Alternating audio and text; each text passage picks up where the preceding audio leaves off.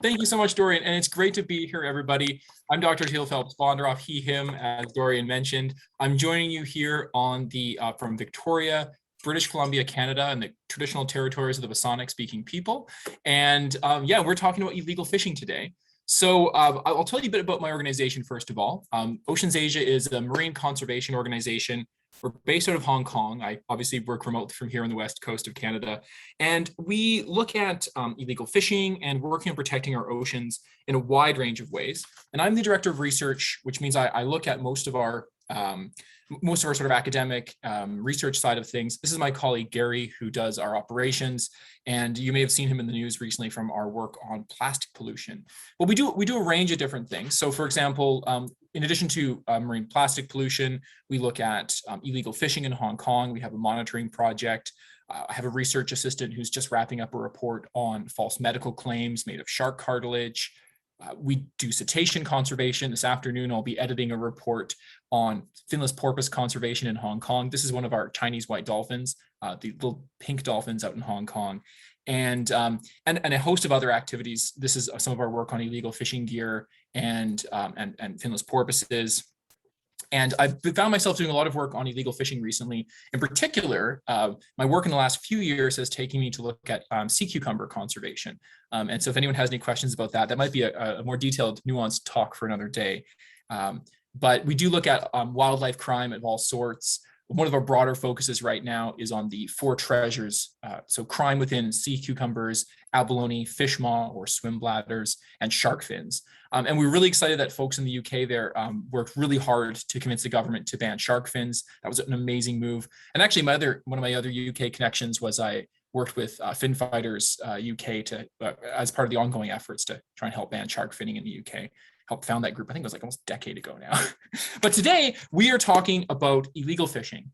And in order to do that, I wanted to contextualize fishing generally. So I'll start by talking about the state and the scale of global fisheries.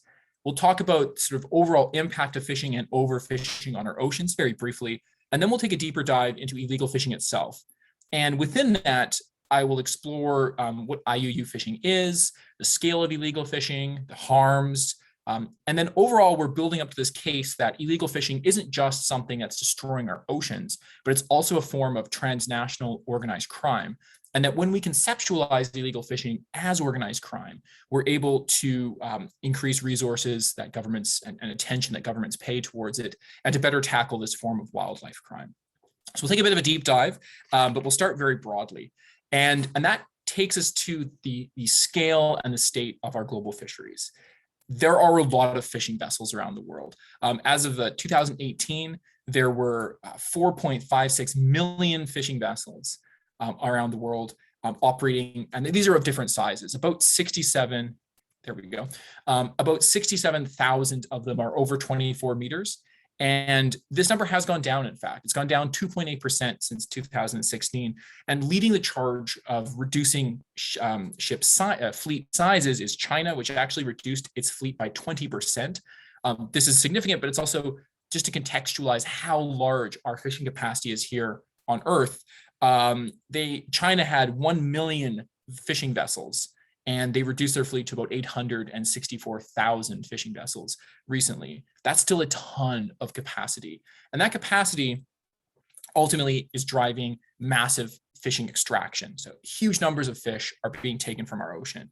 And you can see that we actually have this trend where the scale of our fisheries is sort of plateauing. And the sheer volume of fish that we're taking out of the oceans is quite astronomical.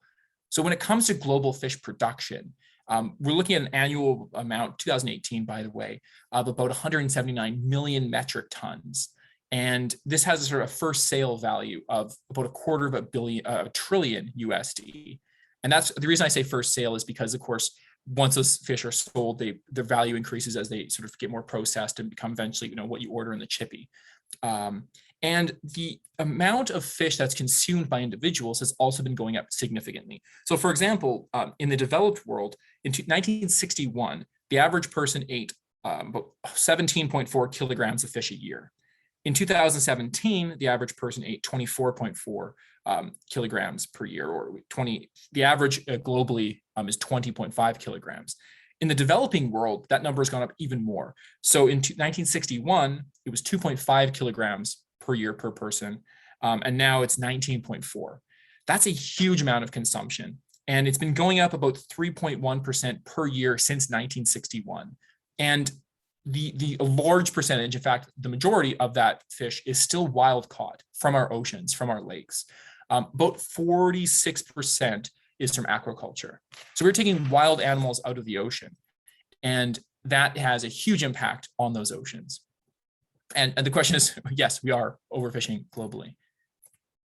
And this has resulted in a huge decline in fish populations, such that this is an older statistic. The FAO has changed the way they reported on the sustainability of our fisheries, but they reported a couple of years back that 91% of fish stocks have been described as being at full capacity or overexploited.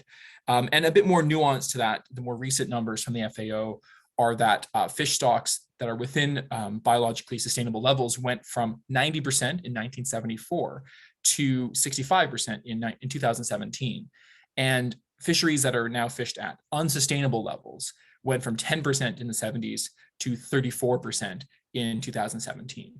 So the number of fisheries that are populations that are being targeted at unsustainable levels is going up.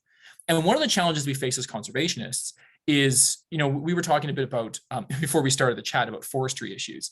It's very easy to tell the difference between a healthy forest and a not healthy forest, insofar as a clear cut is a clear-cut example of an unhealthy forest. And then there's a flourishing ecosystem.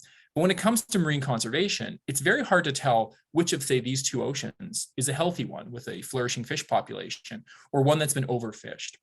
And as humans, we have difficulty in sort of conceptualizing it. And it's one of the challenges that we face as marine conservationists to try to communicate these broader issues around our oceans when it's very hard to see what the actual impact of our actions is. But the impact of our actions is that we are depleting fish populations at huge levels. And so you can actually sort of see the populations of fish has been declining. And on top of this, though, we have increased ability to fish. By the way, global major fisheries generally include tunas and cephalopods, shrimp, and lobsters. Those are the major groups of fisheries. And you can kind of see how the global capture fisheries have been going up. And then, of course, those populations cannot be sustained in the wild. And there's huge drivers of this overfishing. So one of them, as I mentioned earlier, is overcapacity. We have millions of fishing vessels, 4.56 million fishing vessels around the globe. And those fishing vessels are able to take in huge amounts of fish, especially some of the mega trawlers that are tens of meters, hundreds of meters long. And they can pull in entire countries' quotas in a matter of a couple of weeks. We also have very effective technologies. There's very basic fish aggregating devices, but with satellites and sonars and monofilament nets and bottom trawlers and different technologies like long lines, and humans can find fish and capture them very effectively. So the image of the jolly fisherman or fisher person on the back of their boat with their rod over the edge is an antiquated notion. We are talking about industrial level fishing. And this is basically the fish don't stand a chance, to summarize it basically. But on top of all that, all this technology and overcapacity is fueled by subsidies. Governments produce and give a huge amount of money to fuel fishing vessels and fishing fleets. And I'll talk about those in a second here. And then the final one is illegal fishing, which we'll talk a bit about in a moment. But let's talk a bit about subsidies, because this is a very pressing issue and it's something that we need more advocacy on and more change on. Simply put, governments are subsidizing their fishing fleets to increase their capacity and their technology levels, which of course is leading to more overfishing and creating this negative feedback loop. To the tune of $35.4 billion USD. This is from a few years back, 2018. And 22.2 billion of that is capacity enhancing. So one of the major drivers of illegal fishing is overcapacity, and yet we see governments again and again still investing heavily in building their capacity. And those governments, the top five are China, the European Union, United States, South Korea, and Japan. And those countries and international organizations, and the European Union, they account for 58% of subsidies, $20 billion a year. Now, this has decreased, I should say. In 2009, the annual fisheries subsidies were $41.4 billion. but we're still seeing governments throwing money at fisheries, which are already at overcapacity. And when I say throwing money at, what I mean is these governments tend to subsidize directly. So things like cheaper fossil fuels, which is a really close tie into your work on climate change. Also grants and loans and foregone taxes and loan guarantees. Goods and services are often supplied, income and price supports. And then there's a lot of indirect subsidies as well, which include things like port management and maintaining navigational buoys and lots of things that are always important for the oceans, but count as indirect subsidies. About 22% of these subsidies go to fuel. So we have governments directly funding fossil fuels, and these are fossil fuel burning vessels, and that again has a very close tie into climate change. And when it comes to vessels too, we're not just talking about this this clean burning LNG or as clean as you can get with some of these new technologies. We are talking about bunker fuel very often in many cases, and that's very, very polluting diesel. And so you have a huge impact on climate change as well. Another aspect which is worth mentioning, just as we get into issues around fisheries, is bycatch. And some of you folks may have heard about this before, but basically bycatch is incidental catch from non-targeted species. It accounts for 10% of global catch, according to the FAO in 2017. But estimates suggest it may be as high as 40%. In the United States, the catch has been bycatch has been estimated to be at about 17 to 22% of the catch. What that means is about a quarter of the fish that are pulled in are non-targeted species, which tend to be disposed of at sea. So you're catching fish and then throwing them back. And there's a process we'll talk about in a little while called high grading, where you basically only keep the best fish species and the rest gets tossed back. And most of it doesn't make it. We're talking large industrial nets. The fish you're throwing back are dead or dying, and or are cetaceans like this porpoise. And so basically, you have fisheries that are fishing fish that could have been eaten or used, but aren't, and they're tossed back and wasted as well. And that can, again, accounts for at least 10% of global fisheries. So there's a sort of host of issues. And there's another one I wanted to mention, which I don't mention as much, but I should. We were talking about where the fish all goes. I talked about people eating it, but a lot of the fish is actually ground up and used in animal feed. And one of the stats I heard, which is kind of horrifying, is that one of the largest marine predators is the house cat, because it eats so many fish. And that's just something else to bear in mind. When we're talking about fisheries, we're not just talking about fish and chips. We're also talking about animal feed and proteins and fish oils and things like that. And before we go into the other threats of marine ecosystems, I did want to just talk briefly about the impacts of overfishing. So overfishing has a huge impact. So in addition to say, putting fishers out of work, and it has an impact on ecosystems. It destroys ecosystems. And you get sort of trophic cascade, which is when one trophic level of an ecosystem is reduced or removed, and that has a ripple effect through the rest of the ecosystem. And this can be quite dramatic. So one of my passions is krill conservation, little tiny crustaceans that whales eat. And they are a keystone species in Antarctica. And if you remove krill and you deplete their populations, everything that eats them is impacted, from penguins to whales to fish to seals. All those animals rely on krill. And so you have this impact that ripples down throughout the entire ecosystem. Another example would be sharks, which is why they're so important. As apex predators, they actually have a huge impact on maintaining the health of marine species and populations, that is. And when you take away sharks, fish populations are more prone to disease, and you actually have depleting populations, and it affects the entire ecosystem. And I could also talk for hours, by the way, about sea cucumbers and how important these very simple echinoderms are for the nutrient cycling of our ecosystems. We'll have to do a talk on sea cucumbers another time, I think. But basically, overfishing is bad on all fronts. It also impacts, obviously, tourism as well. And it's only one of the threats that's impacting our oceans. Climate change is a huge one, right? So you have ocean acidification linked to climate change, which basically is a huge threat that's impacting the ability for marine species to form shells, which could have dramatic impacts on our oceans. Also, as well as temperature rise impacts things like corals and other ecosystems. And you probably also had talks on climate change in oceans before, and hopefully we'll get more in the future. But climate change has a lot of impact on our marine ecosystems. But ecosystems are also faced by pollution. We've done a lot of work on plastic waste and ghost fishing gear, which is lost fishing nets that continue to fish at high capacities.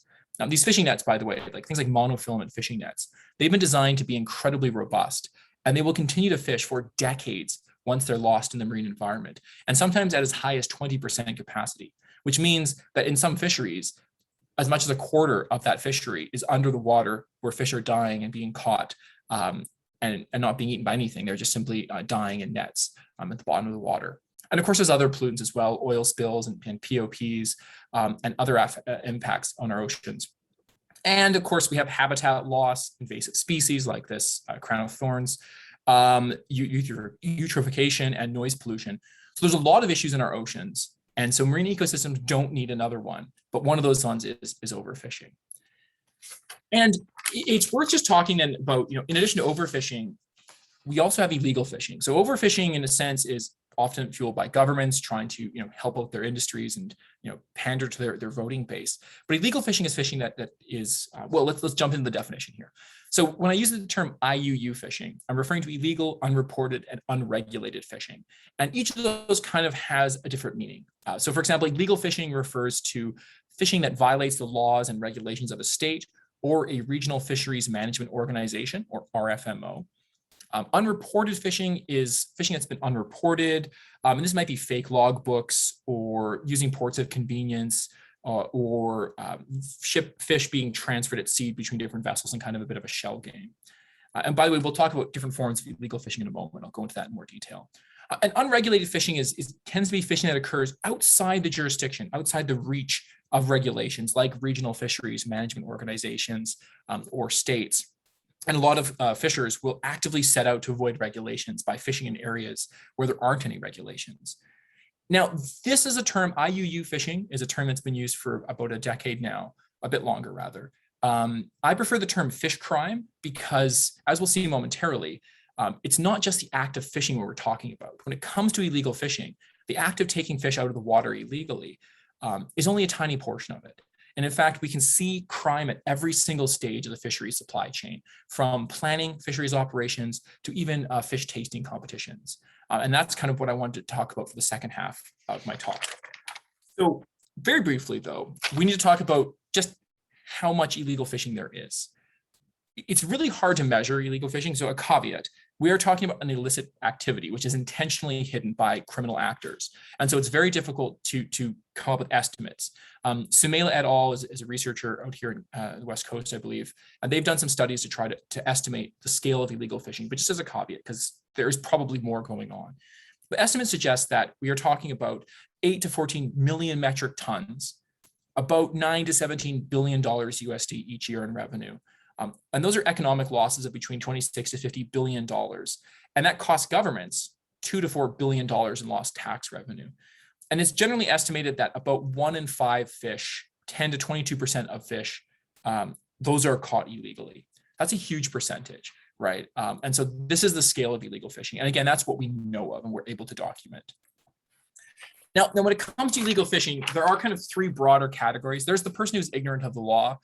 And one can be somewhat forgiving of this, although increasingly I think people should know what the law is. If you're out in a boat doing operations, you should definitely follow the law. There's the opportunist that might just sort of catch a fish. It stumbles into their net, so they haul it in. And then there's the repeat or habitual offender. And that's where crime is part of the business model of that fisher, of that company. And we're increasingly seeing that, or we've seen that for decades in global fisheries, where companies operate on the basis of criminal activity. And they're quite literally, that's their business model. So when we're talking about illegal fishing, we are talking about additional harms to marine ecosystems in addition to the ones we've talked about from overfishing. IUU fishing destroys marine ecosystems. So fishers tend to use, because they're breaking the law, they will use the most efficient form of fishing gear, which may be a kind that is illegal and banned for very good reason, like drift nets, for example, or long lines where they're prohibited. And that has a huge impact on marine ecosystems. This is a shot from a ghost net recovery we had a couple last month in Hong Kong. Again, you can see the net that's been jettisoned continues to fish for a long time. And illegal fishers are incentivized to jettison their nets because they don't have there's obviously no oversight. And also, if you get caught with the wrong gear, sometimes it's better to dump it over the side. That fishing gear then has an impact on the ecosystem. But illegal fishing also undermines management efforts. So of course, a lot of fisheries, their quotas are based on what the ecosystem can take, which is a conversation for another day, is problematic. However, when fisheries management people are making those calculi, they're often incapable of understanding the scale of illegal fishing, again, because it's illicit. And as a result, it undermines their efforts to come up with estimates of what the ecosystem can sustain as far as fishing effort. It also undermines food security. Billions of people around the globe depend on fish protein, and millions of people are employed in the industry. And when ecosystems collapse, when fisheries collapse, those people are all out of food and out of work. And we have examples around the world of fisheries completely collapsing and throwing local economies into chaos. The cod fishery out in Canada here is one example. It also hurts legitimate fishers. So these are criminals stealing from both the government, from the world, and from legal fishers who have paid their permits and follow proper regulations. And that's also very harmful.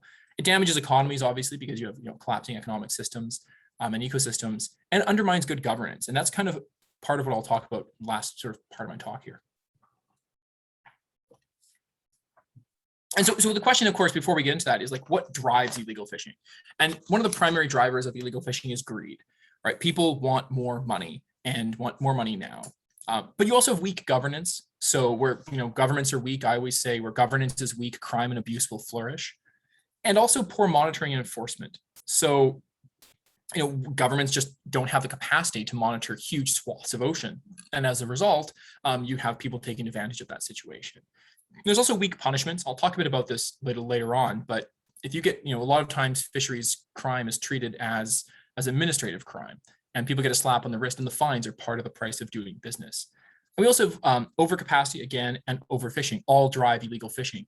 As illegal fishing encroaches, or as overfishing depletes populations, fishers are forced to break regulations that are designed to protect those species because they want to make money and or keep their business model sustainable. And that's a huge problem, because you get this sort of positive feedback loop.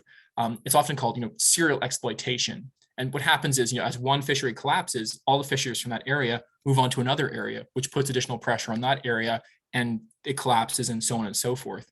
And they become what academics call roving bandits, disconnected from any responsibility for the ecosystem, simply going for the a quick buck, traveling from ecosystem to ecosystem, exploiting it. And that's a huge problem. We aren't just talking about a couple of opportunistic people grabbing some fish. We are talking about organized crime. And this is sort of one of the things I've been talking about for over a decade now. And that is basically illegal fishing is organized crime. So if we look at the United Nations Convention Against Transnational Organized Crime definition of organized crime, this is Article 2. Organized crime is a structure or group of 3 or more persons existing for a period of time and acting in concert with the aim of committing one or more serious crimes or offenses established in accordance with this convention in order to obtain, directly or indirectly, a financial or other material benefit. Now, that's often applied to things like organized crime when you think of like organized criminals from or drug smuggling or gun running. And people often don't realize that wildlife crime is a form of organized crime. And it's transnational, because we are talking about shipments of fish being transferred around the world, multinational crews. And when we can, and I'll talk a bit about why that's important, but when we look at illegal fishing operations, we can see organized criminality at every stage of the fisheries supply chain. We're talking about a highly organized, illicit activity that does use violence in some instances, and we find that level of organization at every level of the supply chain. We have lengthy voyages, multiple vessels and fleets. Even a fleet of a single vessel of 3 people is engaged in organized crime if they plan to go out and fish illegally. But on top of that, we also have associated crimes. And I won't talk about these as much today because it's dark and it's a broader conversation for another day. But on these vessels where there's low governance, they're fishing illegally, but there's also reported instances of slavery, of violence, sexualized violence, of theft, tax evasion, fraud, corruption, murder. All of these have been linked to illegal fishing. Basically, if people are getting away with crime, they're getting away with lots of crime, and it doesn't tend to limit itself to pulling in a few extra fish. We can see this criminality at every level. So for example, and I'll walk through the different stages of the fishery supply chain just illustratively, and then we can move on to sort of the final concluding thoughts. we're looking at preparing for fishing operations. So, for example, fishers will forge licenses and extortion to get licenses. They will register their ships using flags of convenience or flags of non-compliance is a term people use more often. Those are countries which maybe don't have the capacity or interest in enforcing their laws. And so the fishing vessels registered under them are allowed to get away with more. Or, for example, that country is not a member of a regional fisheries management organization. And therefore, the fishers are allowed to get around those regulations and fish in an unregulated manner. But you also see, for example, in instances of enslaving crews and subsidy abuse to buy the vessels and outfit them. So there's a lot of abuse at that level. When it comes to catching fish, we have additional crimes. So we have illegal gear being used, drift nets, dynamite, fish aggregating devices, fishing in restricted areas using decoys and monitoring police operations. We have these highly sophisticated operations all designed to get around the law and catch fish more efficiently, using methods that have been banned for very good reasons. Oops, sorry. Landing and reporting. We have falsifying and forging records. You have some vessels will use two sets of logs, one for the owner, one for the ports that report different levels of fish catch. Can you guess which one is correct? Can you guess which one is a lie? You also see concealing catches and using ports of convenience. So one thing that often gets done is the high value fish will be fished first and laid down in the storage for the fishing vessel. And then layered on top of that will be another species for which they have proper licenses. And it's very difficult for law enforcement to verify this often because you have to go through an entirely full freezer of fish, and the ones that you want are at the bottom and you can't actually access them. And it's a classic technique of concealing your high grade catch at the bottom of your hold. And also in processing catches, right? So again, high grading and false labeling. There's been a lot of reports, false labeling, saying one fish is not what it is. There were some studies done a while back of survey of markets where, I can't remember the number off the top of my head on this one, but a significant percentage of the fish in the market were not the species they claimed to be. And again, high grading is the idea of catching only the best fish and throwing the rest back. Of course, they then pass away, and that's not helpful. And then we also see, crime in transporting and exporting fish. So this is quite common where you have like fish laundering through transshipment. Transshipment, of course, is where two vessels will meet at sea and transfer fish at sea, which often allows them to avoid port oversight and the ability to track that shipment gets very fuzzy when you have transfers and transshipment taking place on the high seas where we don't actually know what's going on. But then you'll also see forged export permits and bribery. And again, there's all these links with human rights violations. Vessels that are being transshipped. So if your shipment of fish is being removed from your vessel at sea and you're being refueled at sea, it allows your fishing vessel to remain at sea almost indefinitely. Some vessels can remain for years without going to port. And while this is highly efficient for the vessel owners, it's also very dangerous for the people on board those vessels because they are now unable to go to port and report any human rights violations. And sometimes they're enslaved and trapped on those ships for years. Some reports from Ukrainian fishers from a few years back reported it being decades. And that's another area of human rights abuse that happens linked in with illegal fishing. Again, we have crime linked to selling products as well, false labeling and direct sales that go around government regulations. And then all of this, again, is made for money. Greed is a primary motivator, a major motivator. And as a result, those profits need to be laundered. So you have money laundering, hiding profits under shell companies, underreporting, misreporting, re-invoicing, an entire series of shell companies used to hide money for accounting purposes. And one I don't have on my slides here, but it's an example that I recently stumbled across, was there's even examples of crime within fish tasting competitions. The town of Scheveningen, which I probably can't pronounce properly, in the Netherlands, does an annual herring tasting competition. And a few years back, there were accusations of bribery and scandals around the fish tasting competition. So you see crime at every single stage.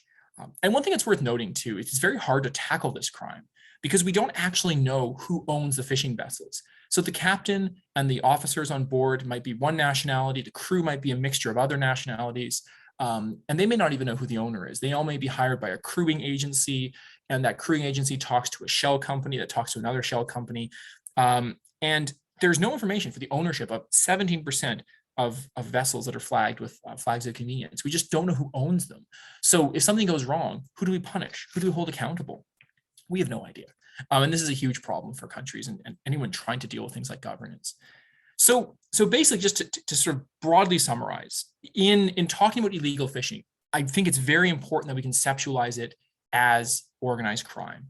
And the reason why this is valuable is by treating it as organized crime, it gives us the mindset necessary to formulate the tools to address this problem, right? If we treat illegal fishing as an administrative crime, like a parking ticket, for example, we aren't going to be throwing the resources needed to tackle this problem. But if we treat it like organized crime, like drug smuggling or gun running, which is more comparable, then governments pay more attention. They put more resources towards it. I mean, I sort of, compare it to, say, jaywalking versus extortion, right? The amount of police effort and oversight is going to be significantly more for things like extortion and organized crime. And that's really important because we do need to increase the level of sophistication of our monitoring and enforcement efforts, because illegal fishing is doing so much harm to our oceans.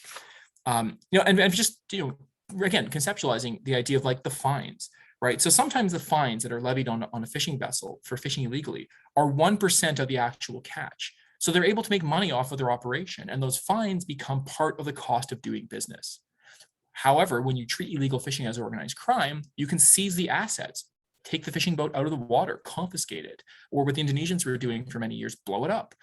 That fishing vessel can no longer fish, and that reduces the capacity of illegal fishers, which reduces illegal fishing. And, for example, too, like if you treat illegal fishing as organized crime, there's professional consequences. People lose their captain's licenses. You can seize and confiscate the profits of crime, not just the individual catch, but the actual profits from that company. And this actually then serves as an effective deterrent, as opposed to right now these slaps on the wrist, which are in fact part of the cost of doing business. Also, when you treat illegal fishing as organized crime, you increase international cooperation. No one's going to extradite someone for a parking ticket, but they will extradite them for organized crime. They will expand international cooperative efforts. So broadly speaking, from the work that I've been doing over the last many years on illegal fishing, there's some recommendations I can make, and some of them are broader and more targeted towards states, but some of them are more targeted towards folks here and listening at home. We do need to strengthen international regulations regarding shipping and vessels. We don't know who owns ships. There are flags of convenience. There are ports of convenience that allow people to shirk laws, to circumvent regulations designed to protect our oceans.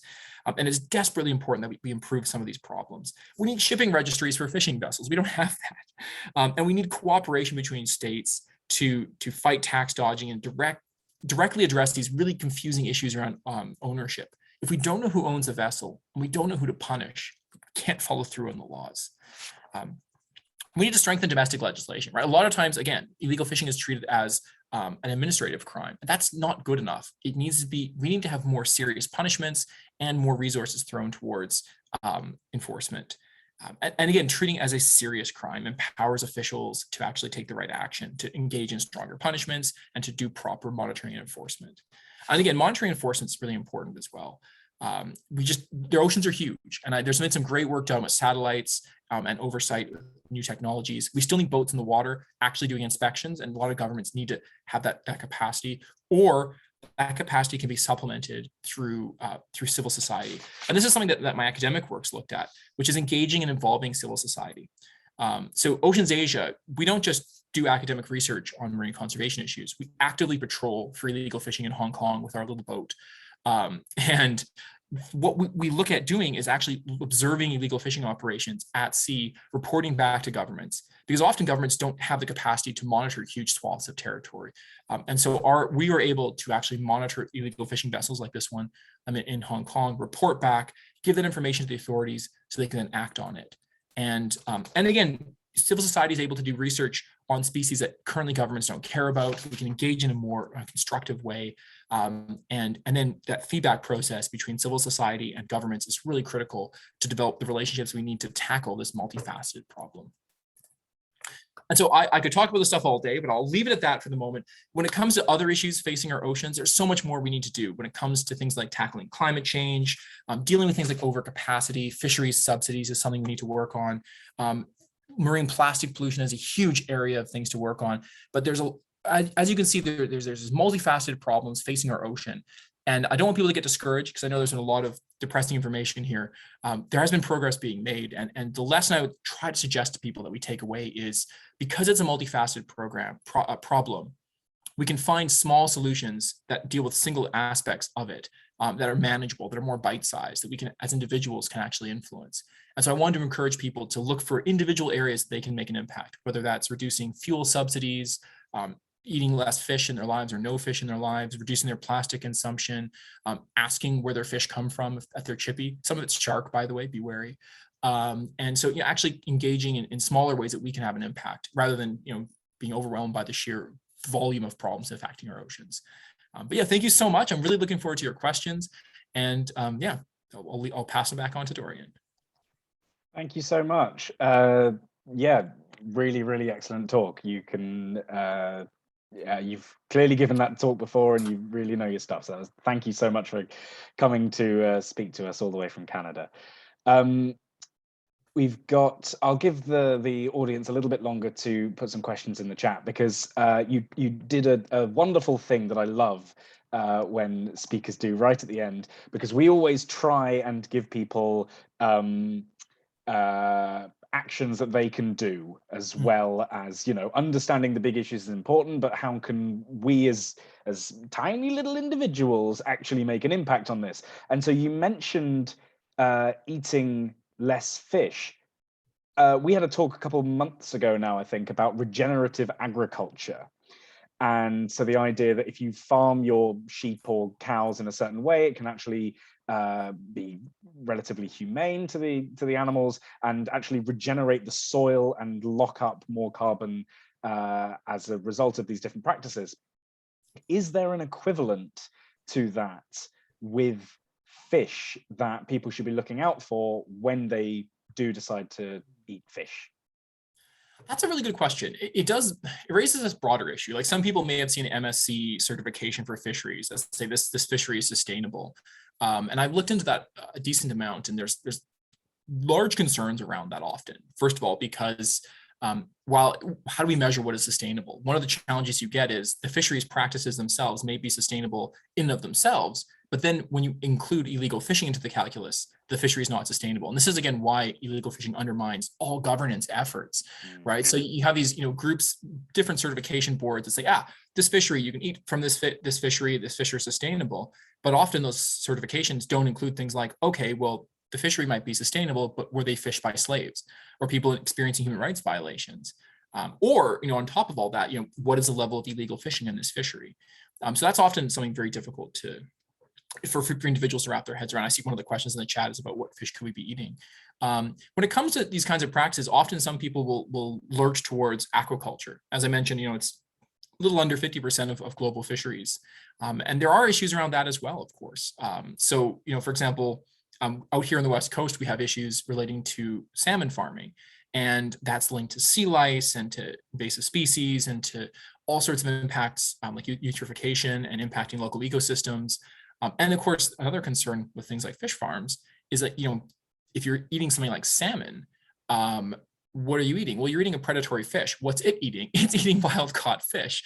And so you're not actually reducing your impact on the ecosystem. You're just shifting it to different areas. And now you're fishing anchovetas or smaller fish that are then feeding those larger ones.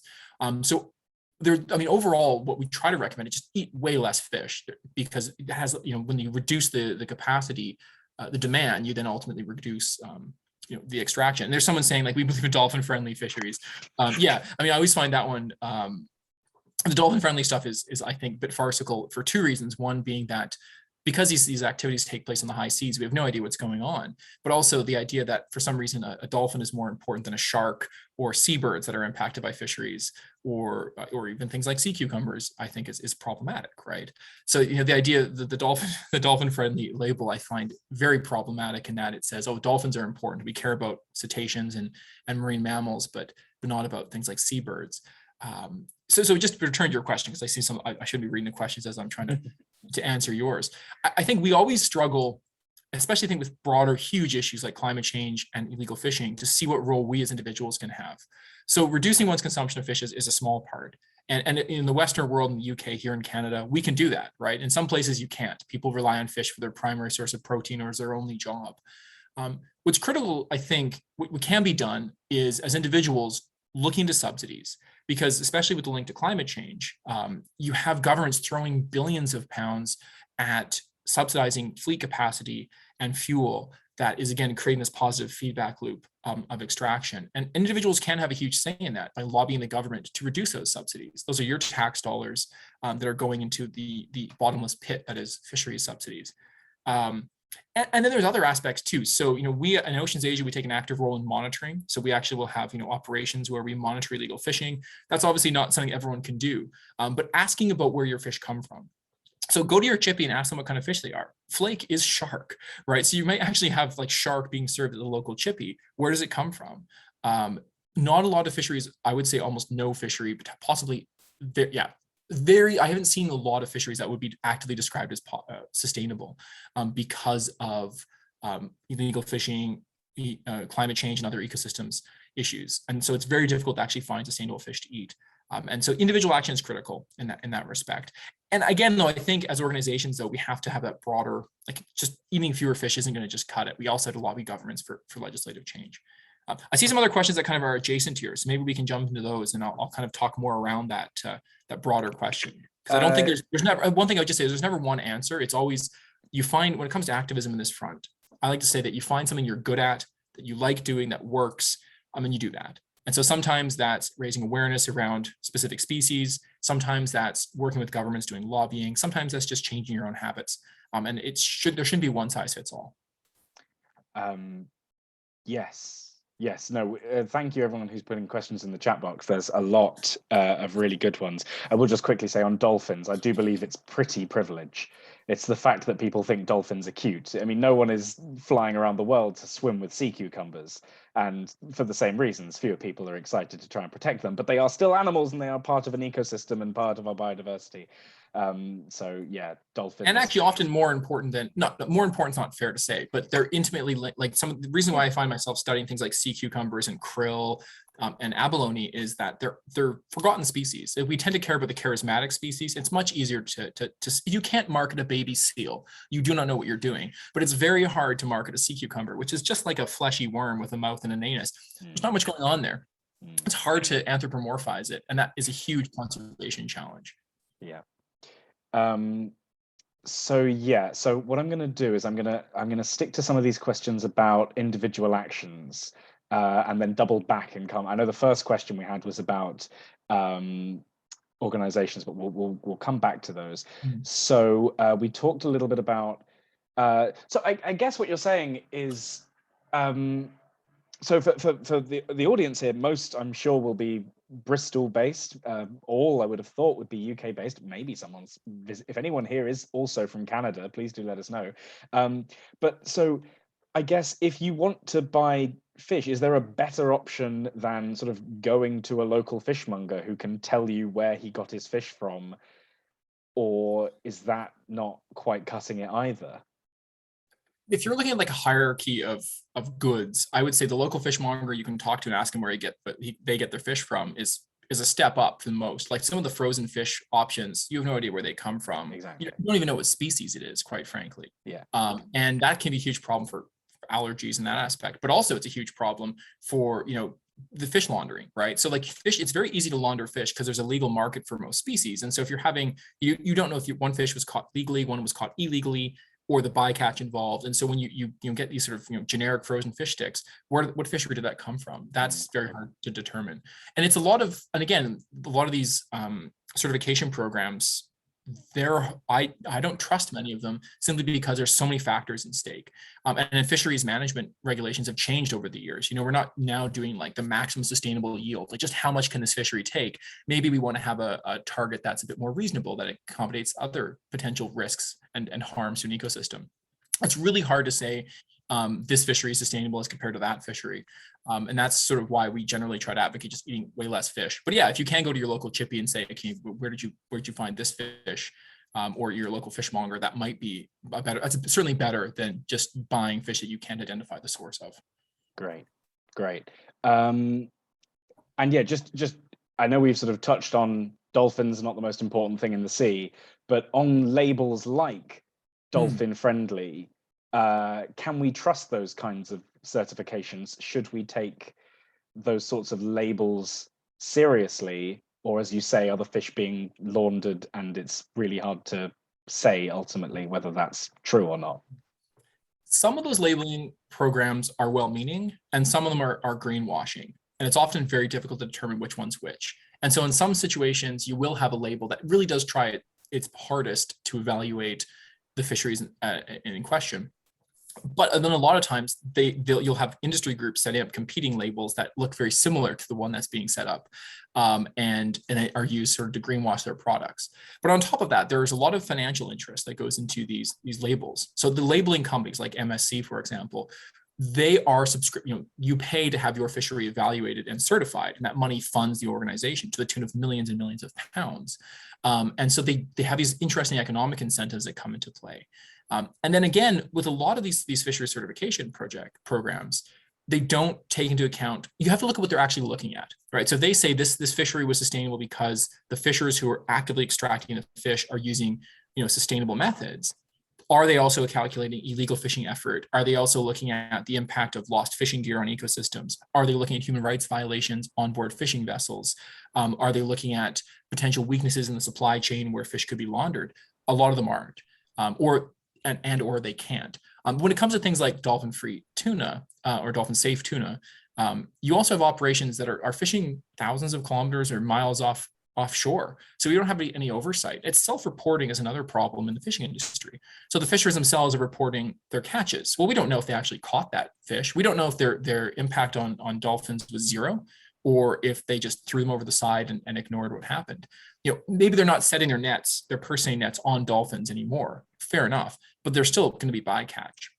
So I find those labels kind of suspicious. And also, again, as you mentioned, the deeper problem of saying, this dolphin's more important than a tuna. Again, I never could wrap my head around that idea, because quite frankly, it's not fair to say that one species, or accurate to say that one species is more important than another just because one smiles and we've seen it on television, as compared to say, krill. I mean, honestly, the most important, if you look at say the Antarctic ecosystem, the most important species there insofar as its impact on other species is krill. And we have massive krill fisheries that are taking place now with companies like Aker BioMarine that's expanding its capacity. And so anyways, yeah, long story short, I would say I would treat all those labels a bit suspicious insofar as I don't think they have the information that they need to accurately report the sustainability of their fisheries. Okay. Hopefully that's the discussion we've had has more or less answered a few of these different questions. Yeah, Pippa, who I think contacted you about coming here to speak to us. She mentions that she has some small amounts of fish just because it's good for her diet. And she asked initially, how much fish do you eat? Do you have any fish at all?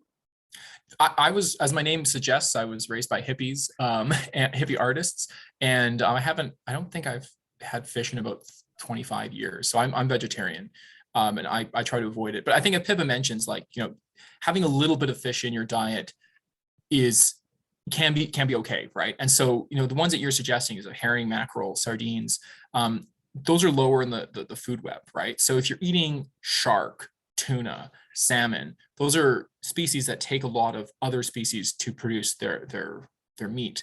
And so if you are going to eat fish, I think what Pippa's suggesting, I think this is probably a decent bit of advice, would be to eat species lower down the food chain.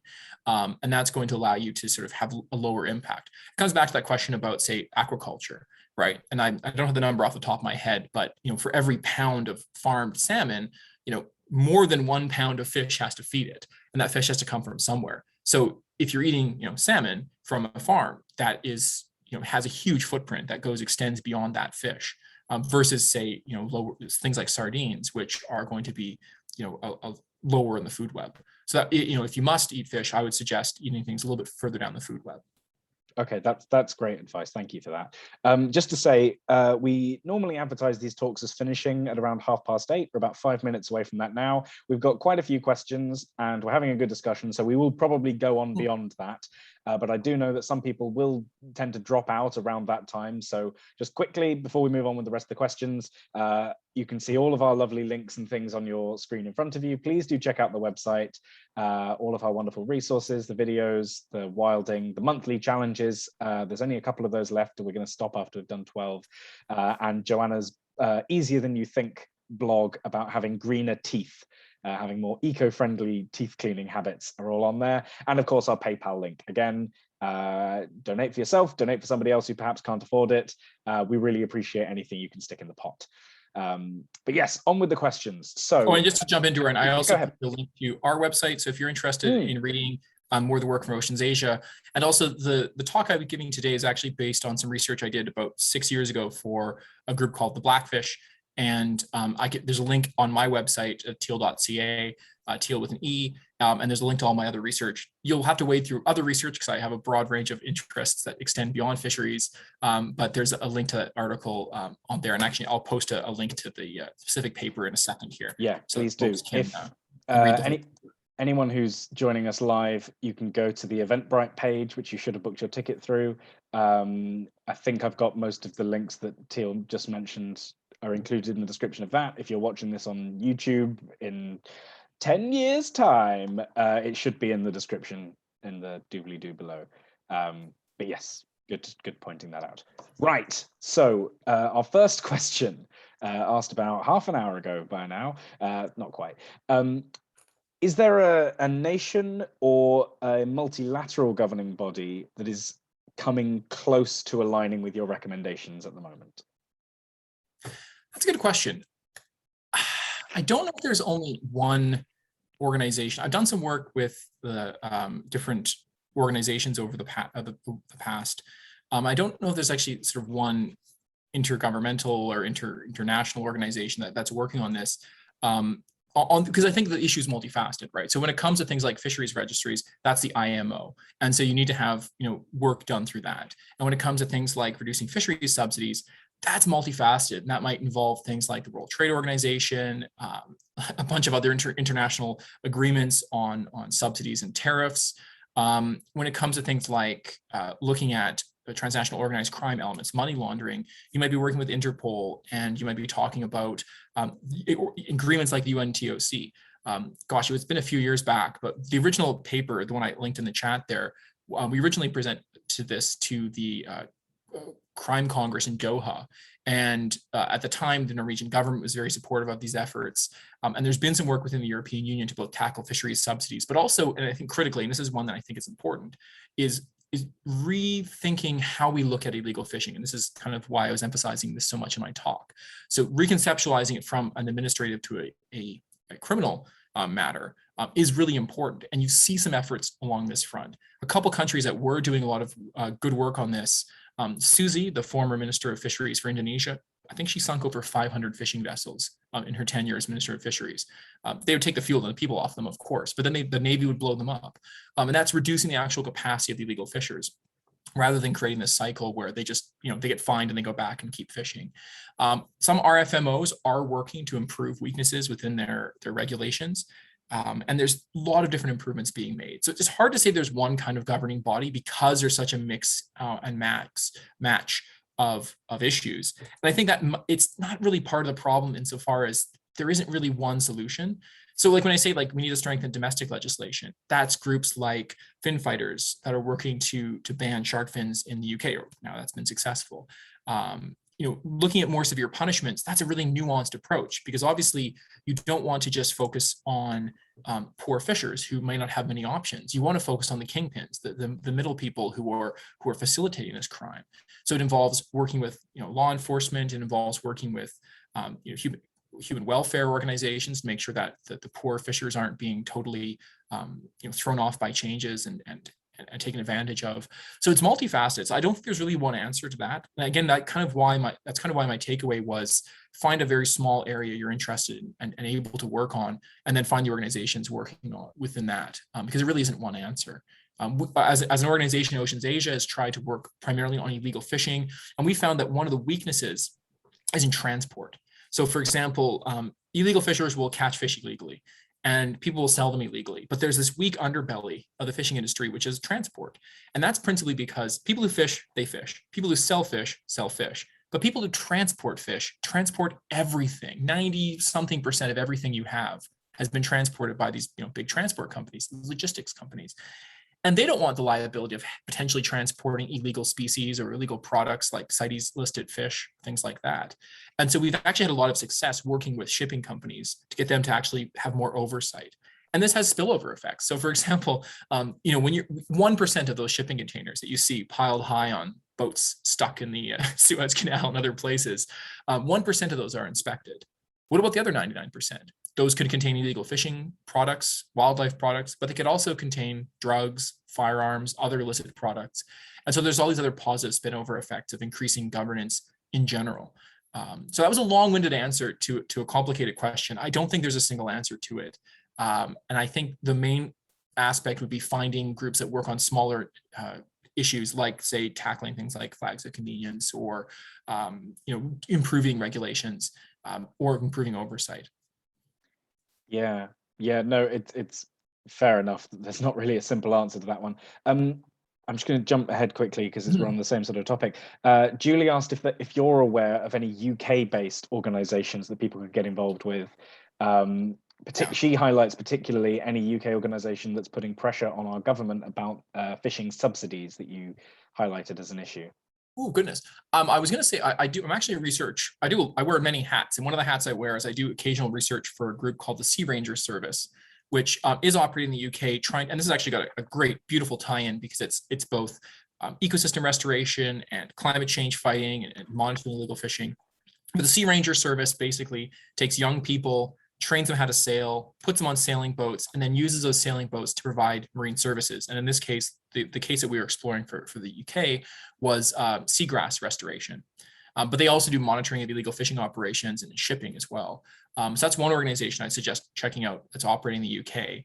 I don't actually know any groups specifically working on lobbying around fisheries subsidies. I was mostly dialed into the shark finning effort, the shark fin ban efforts in the UK. So I can't speak to any groups, but maybe Dorian and I can email around some links of groups that are out there working on the subsidies.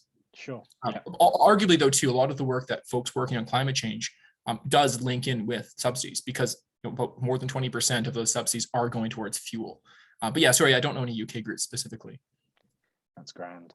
You mentioned it in your last answer, I think, but on flag of conveniences, could you possibly explain a little bit more about what those are, and whether they are, how big a part of the problem they make up? Is there any move generally to get rid of them, and would that be a solution? Yeah, so a flag of convenience is, and this is a good question, and I promise there'd be things I mentioned that we didn't define, so this is a good one. Good catch, by the way, thank you. But flags of convenience are basically when you register your vessel with a country that has either reduced, diminished, or no interest in enforcing regulations. And I'll provide a bit more background here. At sea, every vessel has a flag. And to oversimplify, that flag kind of acts as its license plate. So if you're sailing out of Bristol, you would have most likely the British flag, the red with the Union Jack in the corner. God, I did my sailing down there. I should know the name of it. Anyways, you'd have the British ensign, and your ship would then be beholden to British law. If I was sailing out of Canada, I'd have a Canadian flag. But if I'm registering my ship, I could register it in many countries. Some countries have really stringent regulations. So if you want to register your ship in the United States, you have to have an American captain. A certain percentage of your crew has to be American, and the ship has to be built in the United States, and it has to be up to code in the United States, which means an inspector goes to the ship and makes sure you have enough life preservers and you have the right, emissions, et cetera, et cetera. It's quite strenuous. However, when something goes wrong on the high seas, the Americans send in, and they go all Captain Phillips, and they send in their naval officers, and things happen, and they're very protective of their ships on the high seas. So having an American flag is great if you get into trouble, but it's also quite strenuous. Some countries, again, have very strenuous regulations around getting their flags. Some of them dial it in. Sometimes you just pay them money. My favorite example is Mongolia. Mongolia, the country, the landlocked country of Mongolia, has money. It makes money selling flags. Now, of course, Mongolia does not have the capacity to. It's landlocked, so it doesn't have the capacity to actually monitor these vessels at all. So what kind of oversight is the great nation of Mongolia providing to ships registered under a Mongolian flag? Very little, probably. So the flag of convenience and there's a list of ships flags rather, where the countries just sort of will sell the flags and have low levels of oversight. And that's a huge problem because, again, the country is responsible for regulating the vessel itself. And there's all these sort of complicated international law about interdicting on the high seas. So yes, sometimes countries can arrest the ship of another country, but sometimes they can't. There's permissions involved. It gets very complicated. But basically, the registry flag is important.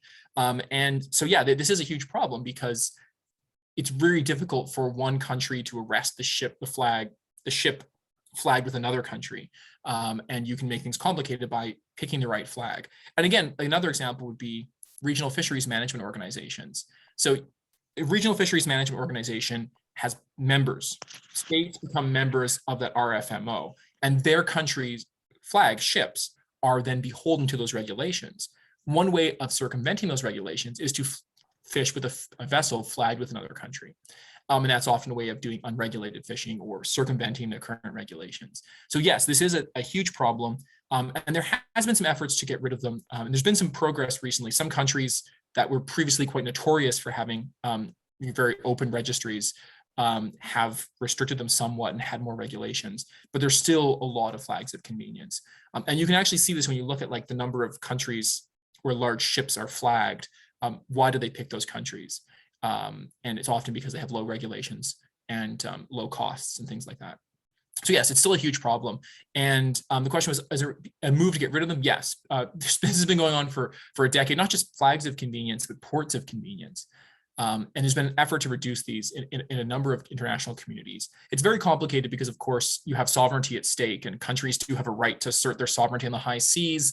And of course, that complicates matters with respect to registrations and things like that. And ultimately, what it is it's a tragedy of the commons, because if one country, say, decides to clean up their registry, another one that's looking to make a quick buck will open their registry up and be a little less assiduous when it comes to looking at regulations.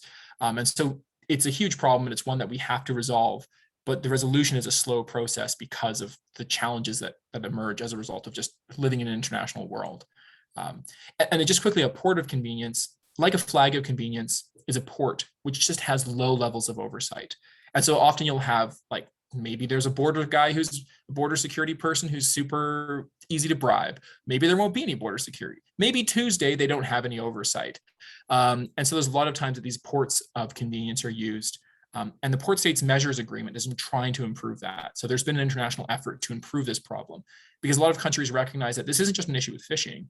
Again, if you have a port where anything can be smuggled in, and as a result, that scares countries when it comes to things like drugs, guns, and other things, which countries tend to care a bit more about as compared to, say, fish. But yeah, excellent question. There has been work being done on it. It's still very slow, and it's very complicated, only because of these international factors. Great. I think this might be our last question. Nicola made a quick comment about a group called Compassion for World Farming, apparently having excellent information on salmon farming, including their welfare. So if that's something you're particularly interested in, and God, salmon is delicious, I miss it so badly, that might be a good group to check out if you fall into that category. I'm not familiar with their work, but there is a lot of, what's interesting about some of the farming of fish. Open pen salmon farming is a problem out here, and then you have places like in like Pakistan and that sort of Southeast Asia area, where a lot of the aquaculture operations are actually replacing mangrove swamps, which has a huge problem, not just for the fact that you're reducing trees, but you also then have coastal areas that are more prone to flooding as a result of climate change and storm surges. And so again, it's a sort of positive feedback process where a lot of bad is happening. And then I will mention it, but like some of the farm shrimp comes from these closed pens, which are arguably less impactful than, say, the open pens. But then you look at the numbers of children involved in those fisheries, and children who are being basically enslaved in these operations. It's quite eye-opening and worrisome. So yeah, it's definitely the aquaculture is not a solution to some of the broader issues of oversight and governance, because the abuse then occurs in a different location. Yeah. God, no easy answers, is there? The final actual question was on Seaspiracy, which I will go to my grave arguing should have been called Conspiracy, but nobody asked me. Basically, I think it's fair to say it can be credited with drawing a lot of attention to fishing, where previously there may have been more of a vacuum. What did you think of the documentary overall? And Grant's specific question was about its portrayal of the Marine Stewardship Council, which it didn't paint in a particularly good light. And yeah, we've talked about labels already, but if you could talk about that as well, please. Yeah, well, and full disclosure, my colleague Gary Stokes, who's our director of operations in Hong Kong, was featured in Seaspiracy when he was still operating as the director of Sea Shepherd Asia. And yeah, if you're looking for a documentary that takes a deeper dive into one smaller aspect, I'd recommend Fin. It's Eli Roth's new documentary. It just came out, and it just focuses on shark finning, and so it's a bit more targeted. Which again is, I think, speaks to my main. I think Seaspiracy was important in that it shed light on the broader issue of fisheries. And as people who just sat through my talk will know, there's a lot of information to go through, right? I mean, one of my major criticisms of Seaspiracy was it was just a cavalcade of information. There was so much information, and I wanted a 2-hour documentary on each issue. Like, I wanted 2 hours on subsidies. I wanted 2 hours. I mean, you can't do slavery at sea in 8 minutes. It's just not fair to the subject. But, you know, Seaspiracy introduced, I think, the public to the broader issues of our ocean. That's kind of what I tried to do in my talk. But in preparing for a talk like this, you start realizing, you know, if you're talking about subsidies, now you're talking about overcapacity. If we're talking about overcapacity, we're talking about illegal fishing methods, and then we're talking about ghost gear. And suddenly you're giving a 17-hour talk that, you know, takes a deeper dive into different subjects. So I think, you know, the one weakness I would say of Seaspiracy was it just tried to do a lot, but there is, of course, a lot to cover. And I think that's one thing just to bear in mind, that it should be seen as sort of an introduction, and then folks should definitely take a deeper dive into each of the subjects that they're particularly interested in, only because, like, you need that depth of information. But the broader issue there of this industrialized fishing industry that's destroying our ecosystems, I think, is very accurate. Just given sort of some of the stuff I was talking about with respect to overcapacity itself. You know, we are overfishing. There are, you know, the fishing industry is unsustainable, and that's having huge impacts on our ecosystems. Again, and as I mentioned in my talk, links to other problems, right? So as we're overfishing, ecosystems are also, you know, targeted by climate change and pollution and noise pollution and a whole host of other aspects. And that's a huge problem. And so, you know, we have so many pressures on our marine ecosystems that we need to try to assuage, to protect against. And with respect to MSC, I mean, this kind of is the theme in some of my answers, but I think it's very difficult to certify a fishery as sustainable, given the lack of information we often have about fisheries. And again, given the fact that you need to take into consideration things like human rights treatment of fishers, illegal fishing, it's very difficult to come up with, you know, a number to say this fishery is sustainable, because you need to have accurate data. And the fact is, because of illegal fishing, we don't have accurate data in so many fisheries. And so to say this fish population can sustain X fishing effort is a very difficult thing to say. And I'm not saying that fisheries, you know, researchers aren't trying to do that, but it's a lot of back of the envelope calculations, and it's a lot of guesswork, and it's a lot of calculations that don't have all the necessary information. So for MSC to say this fishery is certified as sustainable is, in my opinion, quite suspicious, insofar as I don't think they have the capacity to do that in most fisheries. And then again, critically, you aren't considering things like human rights violations. So could you have a fishery that's sustainable but fished by child slaves? Potentially you could. And I know there's been some efforts to improve that. And I think those are laudable, but a lot of more work needs to be done. And I think the challenge with these kinds of labels is they do give people the false impression that what they're eating is sustainable. So it's like, oh, it's okay. I followed my sustainable fish labeling guide. I'm eating a sustainable fish. And then we don't feel so bad, or we maybe turn off our critical faculties about evaluating whether that fish is actually sustainable. So we have to trust the people who are evaluating our fisheries and declaring them sustainable. And I don't think that we can necessarily do that with respect to most of these labels, because they just don't have the capacity to do that. And we don't want people to get the sense of, oh, well, it's okay, I'm eating a sustainable fish. And I think that's a bit of an issue. So I would say that, I mean, Seaspiracy's particular treatment of certification labels, I think, is quite telling, and should hopefully open people's eyes. Because I mean, we all know, hopefully we all know, of this concern of greenwashing, you know, and, oh, this is a sustainable forest product, and this is another sustainable whatever. And often that might be the case, but very often it's someone's just trying to sell you a slightly greener bill of goods. So I would be very suspicious of those kinds of labeling products. And I haven't been meaning to do a detailed research dive into some of the different kinds of labels that are out there, because there's a myriad of different labels, and often they have different triggers behind them. and again, and I mentioned this in one of my earlier answers, but the financial interest of those labels as well. If you have fisheries that are paying in to get certified and maintain their certification, then you do kind of have a weird incentive system set up, which again should be viewed with some suspicion. Insofar as, if your business model is these fisheries pay in to get registered and certified, then you might be more likely to certify fisheries that are on the edge of sustainability for financial reasons. I'm not saying that they do, but I'm suggesting that there's the risk of that happening. We're talking about millions of pounds, so that's a very real potential risk. Yeah. Okay. Yes. Fantastic. Thank you again so much for coming and speaking to our lovely little group. 7 hours away, I think you are. So we really appreciate it. Stella, yeah, thanks for having me. Yeah. Stella thinks we should get you back to do another talk on a different facet of this multifaceted issue. I mean, yeah, potentially. We try to spread out the subjects of the talks. We don't do too many talks on food or transport or anything too close together. But yeah, absolutely. You're an excellent speaker and you are an expert in your subject. So thank you. Yeah, and just to respond to Stella as well, I did a project a few years back looking at slavery at sea, and it's, again, the slogan, I guess, is that, where governance is low, crime and abuse will flourish. It's one of those things that's so hard to document and monitor because it's happening out there in the high seas, thousands of miles away from shore, and it's quite horrific.